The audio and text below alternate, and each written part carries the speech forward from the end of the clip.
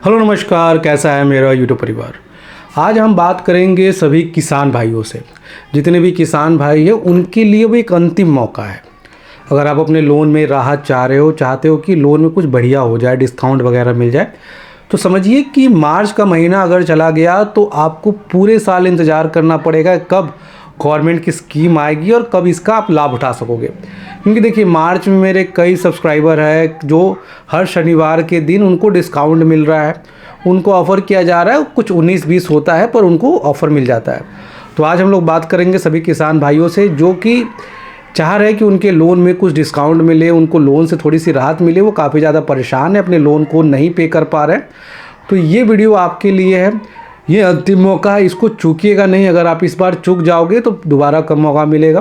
देखिए, किसान भाइयों के साथ क्या हुआ था कि किसान भाइयों कर्जा मुक्त अभियान के तहत बहुत सारे लोग ऐसे थे कि जिनको पता नहीं था कि उनके लोन में डिस्काउंट मिलेगा नहीं मिलेगा, मिलेगा तो कितना मिलेगा। तो ये एक बहुत बड़ी परेशानी थी। अब किसान कर्जा मुक्ति अभियान के तहत जो उनकी लिस्ट जारी होनी थी उसमें बहुत सारे ऐसे लोग हैं जिनका नाम नहीं आया। जब आपकी नाम नहीं आया तो आपको डिस्काउंट नहीं मिला, पर आपकी आर्थिक स्थिति ऐसी नहीं है कि आप उस लोन को चुका सको। क्योंकि किसान की जो कर्ज माफ़ी थी उसमें एक अमाउंट बताया गया था 2 लाख रुपए का। जिन व्यक्ति के भी 2 लाख रुपए से कम के अमाउंट है उनको लोन में डिस्काउंट दिया जा रहा था, उनको लोन माफ़ करा के दिया जाता, पर उसके लिस्ट में बहुत सारे व्यक्ति के नाम ही नहीं थे। जब आपके नाम होंगे ही नहीं तो आपको इसका फ़ायदा मिलेगा कैसे। तब इसके लिए क्या होता है कि बहुत सारे लोग इंतज़ार करते रहे, इंतज़ार करते करते करते अब मार्च आ गया। अब मार्च समाप्त होने वाला है पर उनके पास पैसे नहीं। उनको कन्फ्यूज़न है कि आज जाना सही रहेगा नहीं रहेगा, अगर यहाँ पे जाएंगे तो क्या उनको डिस्काउंट मिलेगा। ये बहुत बड़ा सवाल है उनके मन में। वो अभी भी उम्मीद में है कि चलिए इसमें नहीं जाएंगे तो शायद अगली बार जो कर्जा मुक्ति अभियान के तहत किसानों को जब कर्ज माफ़ किया जाएगा तो उनको उसमें उसका लाभ मिल जाएगा। देखिए, लोग किसान जो है ना उस कर्ज़ को माफ़ कराना इसलिए चाहते हैं क्योंकि देखिए किसान के साथ क्या होता है कि इनको एनओसी नहीं एनडीसी दिया जाता है। बहुत सारे लोगों का सवाल होता है कि सर एनओसी एनडीसी में फ़र्क क्या होता है। देखिए, एनओसी एनडीसी क्या है कि अगर आपको एनओसी मिलता है तो उसका आपका सिविल पे इम्पैक्ट होता है। सिविल इम्पैक्ट होता है और कई बार क्या होता है कि आपको लोन लेने में दिक्कत होती है क्योंकि सिविल स्कोर गिर जाता है।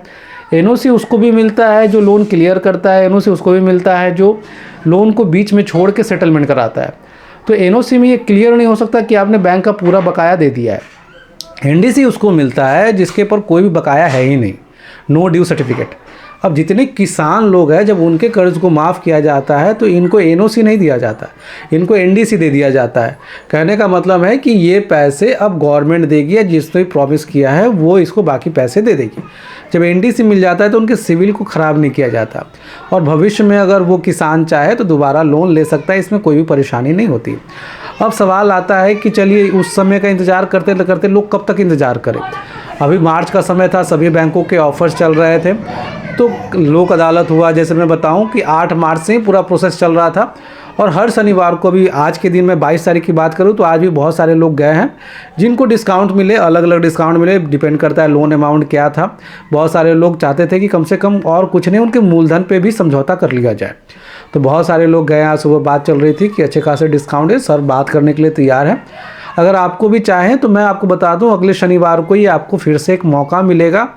और जितने भी लोग हैं जो अभी कर्ज के दलदल में फंसे हैं उनको लगता है कि शायद वहाँ पे नाम नहीं आया, पर आप इससे राहत लेना चाहते हो तो जाके राहत लीजिए और लोन को सेटलमेंट करवा लीजिए। जब आप लोन सेटलमेंट कराओगे तो जो आपकी परेशानी है वो ख़त्म होगी। और सेटलमेंट करने की प्रक्रिया क्या होती है वो भी हम आपको समझा दें। कभी भी जो करंट में जो आपका जो पासबुक है उसको लेके जाइए, जो भी अमाउंट आया है, जो भी नोटिस आया उसको लेके जाइए, सीधे बैंक में बात कीजिएगा कि हम समझौता कराना चाहते हैं और मेरे पास इतना पैसा हम इतना कर सकते हैं। अभी देखिए, बैंकों को क्लोजिंग करना है तो बैंकों के ऊपर कहीं ना कहीं दबाव है लोन को ख़त्म करने का। जब वो आप इनको ऐसे बोलोगे क्योंकि अब डेट नहीं है तो शायद ये हो जाए कि आपको मना कर दे और आपको बोले कि हम आपके साथ समझौता नहीं कर सकते, बाकी बाद में आइएगा। पर जब आप ये करोगे ना, इससे फ़ायदा क्या होगा कि वो बाद में आपसे नंबर ले लेंगे और आपको फ़ोन करेंगे।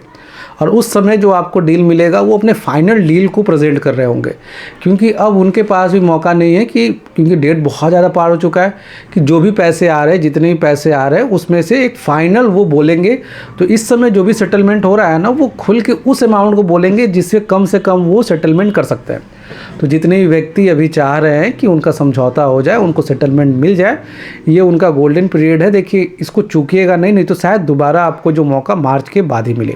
कैसे कराना है, क्या प्रक्रिया रहेगी, आपको समझ में नहीं आता, स्क्रीन पे एक नंबर है, अपॉइंटमेंट थ्रू मुझसे बात कर पाओगे। हम आपको पूरी प्रक्रिया अच्छे से समझाएंगे, क्योंकि हर लोगों के लोन अलग है, समस्याएँ अलग है, तो उनको अलग ढंग से समझाना ही पड़ता है। जय हिंद, वंदे मातरम।